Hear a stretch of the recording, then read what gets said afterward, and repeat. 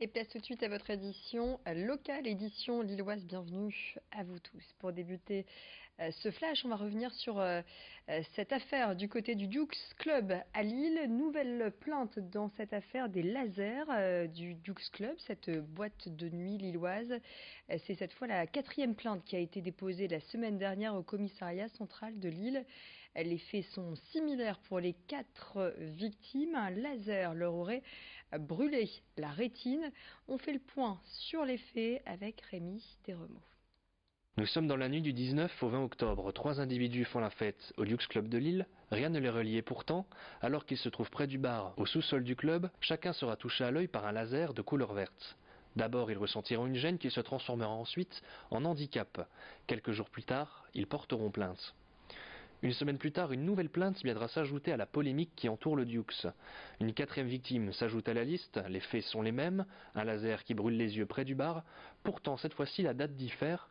Les faits se seraient déroulés en fin septembre, soit un mois avant les faits. Nous avons recueilli les témoignages téléphoniques d'une des 3 premières victimes qui ont déposé plainte. Il a souhaité nous raconter sa version des faits tout en restant anonyme. J'ai rejoint des amis donc aux alentours d'1h30 du matin. Donc j'ai fait ma soirée normalement et en fait en dansant, si vous préférez, j'étais près du DJ.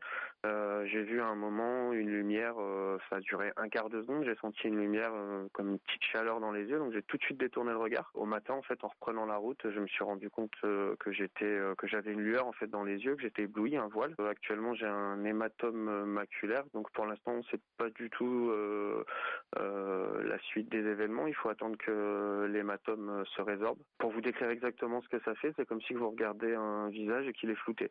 J'ai déposé la plainte surtout dans le but qu'il n'y ait pas d'autres victimes, que la police intervienne et fasse quelque chose si vraiment ça vient d'un laser qui est dans la boîte de nuit. Cet accident lui a valu 3 semaines d'ITT. Aujourd'hui, il risque de perdre son travail car il est chauffeur poids lourd. Pour une autre des victimes touchée en septembre, les dégâts faits à son œil se sont avérés très conséquents. Elle devrait garder des séquelles à vie. Nous avons rencontré Franck Zucken, le propriétaire du Dukes, qui a souhaité s'exprimer sur cette affaire. Il pointe du doigt une autre cause qui pourrait être à l'origine des dégâts causés aux 4 victimes. Aujourd'hui, je pense réellement que c'est plutôt un laser pointeur d'un client ou d'une personne de mauvaise intention qui aurait pu lancer ça sur des clients. Parce qu'il faut qu'il soit posé à 3 mètres de hauteur. Et là, on est à 3 mètres 10 de hauteur, je pense. On l'a vérifié cette semaine. Et il n'y a pas une puissance énorme. C'est pas un laser qui est extrêmement puissant. On avait des lasers beaucoup plus puissants du temps de la fabrique, qui n'ont jamais fait de problème. Et celui-là, encore moins. Parce que mon laser, c'est une classe 2. Classe 2, il n'a aucun effet dangereux sur les yeux, sur la santé des clients. Mais je pense réellement que c'est pas mon laser qui est en cause. Le laser du club a été démonté pour analyse. L'enquête policière se poursuit. Début de la 3e édition du Festival Bière à Lille jusqu'à dimanche. Une 40aine d'événements est prévue dans les restaurants, bars et cavistes de la métropole lilloise. Le but, découvrir les bières artisanales aux côtés de 70 brasseries régionales, françaises et étrangères, à la fois dans des établissements traditionnels comme les estaminets et bars ou encore gastronomiques comme les restaurants étoilés. Au programme, dégustation en présence de brasseurs, séances de beer yoga ou encore menu cuisiné à la bière. Et pour clôturer la semaine, le grand final réunira des chefs qui se relaieront au fourneau à la gare Saint-Sauveur. Ce sera ce week-end en présence de brasseurs autour d'un marché d'artisans locaux. Les explications de Charlie Labouré, l'un des cofondateurs de ce festival Bière à Lille. Les nouveautés, c'est déjà le nombre, puisqu'on passe de 44 brasseries à 74. L'autre nouveauté, c'est que cette année, on aura des chefs qui seront présents sur les 2 jours et pas uniquement le dimanche comme l'an passé. On aura un marché d'artisans locaux qui, eux, proposeront également à manger, mais des choses sucrées cette fois, chose qu'on n'avait pas l'an passé non plus. Donc il y aura des glaciers, des pâtissiers. On aura également des circuits de visite thématiques pour les gens qui ne s'y connaîtraient pas forcément, qui veulent venir, pour les aiguiller parmi toute l'offre des brasseurs présents. Donc on aura différentes thématiques, notamment un circuit pour les gens qui disent ne pas aimer la bière. On leur montrera que si, ne pas aimer la bière ça veut rien dire, il y a forcément une bière que vous pourrez aimer. On a également un escape game cette année sur le thème de la bière et des street artistes qui seront là sur les 2 jours pour faire des performances.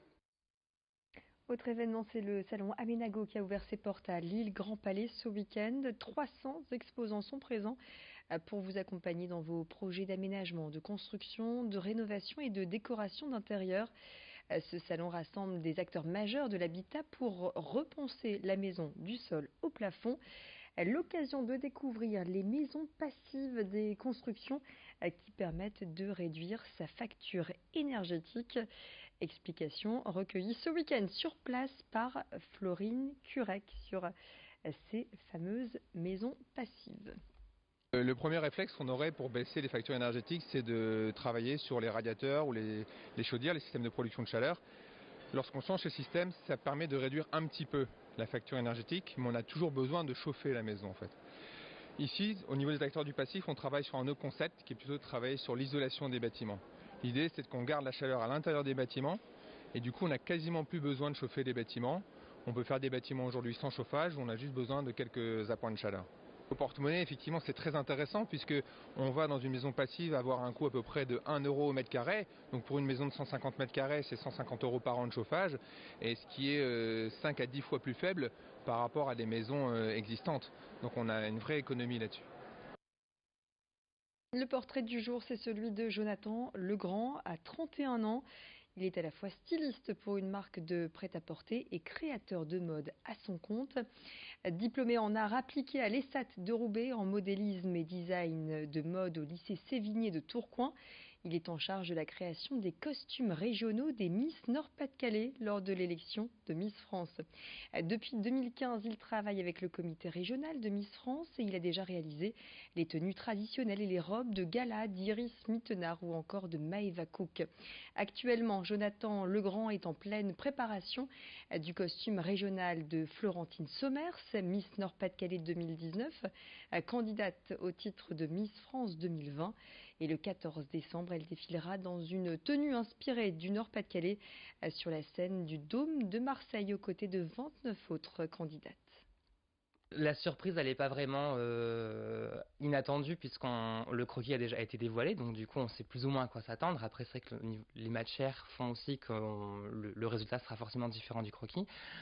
Cette année, je me suis vraiment inspirée des musiques, pas traditionnelles, mais les musiques qui ont un peu bercé l'enfance et l'âge adulte de beaucoup de gens dans le Nord. Et donc il y aura Mademoiselle Framboise-Manchière, il y aura les corons, il y aura des grands classiques qui sont pour certains chantés au Stade Bollaert encore maintenant. Et du coup, ça c'était la base du travail de recherche. Et puis on va continuer de mettre en valeur la dentelle de Calais-Caudry et voilà. Fin de cette édition locale, tout de suite la météo.